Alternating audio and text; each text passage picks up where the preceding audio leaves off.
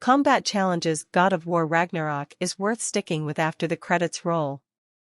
God of War Ragnarok is the sequel to God of War, 2018.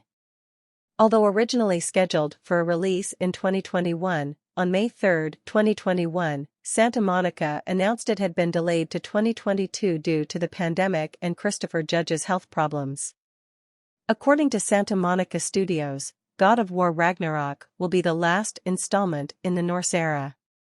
The game is officially scheduled to be released on November 9, 2022. In the 2018 God of War reboot, the most challenging post-game content involved boss encounters against a bunch of pissed-off valkyries. To be honest, I never even came close to beating all of them. They were way too difficult and I didn't have the patience to upgrade Kratos enough to give myself a fighting chance. If you did like those fights, however, I have good news for you. God of War Ragnarok has a new spin on this idea with Berserker gravestones. At one point in the story, Kratos unlocks the ability to activate 10 gravestones littered around the realms of Ragnarok. Doing so closes the player off into combat arenas for tough-as-nails boss fights against angry undead dudes. These will likely be the stiffest challenges you'll face in Ragnarok's postgame, as these optional bosses don't mess around. If you haven't been upgrading your gear and mastering all of the game's weapons, you'll likely be toast. Persevere and succeed, however, and you'll get big rewards in the form of experience points, crafting materials, and unique armor. To be clear, you can technically try to clear these out before the credits roll. I certainly tried and failed gloriously. It's best to wait until Kratos is sufficiently beefed up with quality gear and abilities. Plot. Although the exact details are unknown, the game will pick up approximately 3 years after the events of God of War due to Fimbulwinter, one of the marks of Ragnarok brought upon the 9 realms with the death of Baldur. Norse mythology. In Norse mythology, Ragnarok is a series of future events, including a great battle, foretold to ultimately result in the death of a number of major figures, including the gods Odin, Thor, Tyr, Freyr, Heimdall, and Loki, the occurrence of various natural disasters, and the subsequent submersion of the world in water. Afterward, the world will resurface anew and fertile, the surviving and returning gods will meet, and the world will be repopulated by 2 human survivors, Lif and Lifthraser. Ragnarok is an important event in Norse mythology and has been the subject of scholarly discourse and theory throughout the history of Germanic studies. In the poetic Edda poem Völuspá, references to Ragnarok begin from stanza 40 until 58, with the rest of the poem describing the aftermath. In the poem, a Valva, a female seer, recites information to Odin.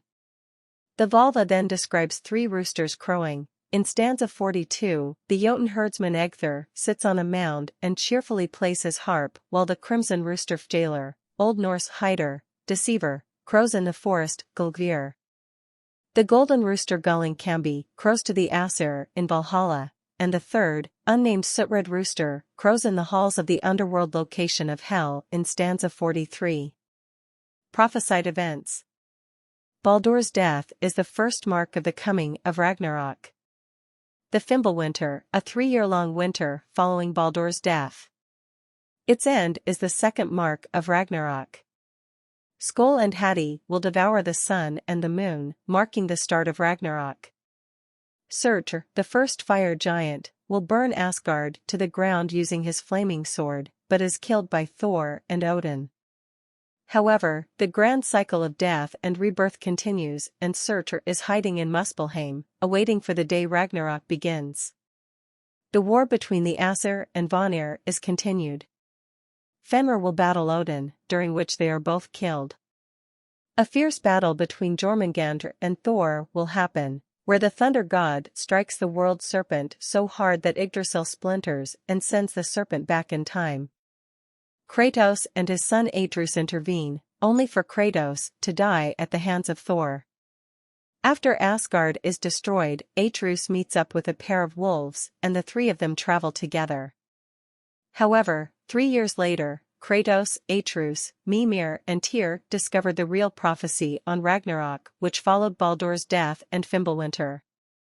It turns out, the giants had hidden the actual prophecy in some of the Jotun shrines with their magic in order to prevent Odin from finding them.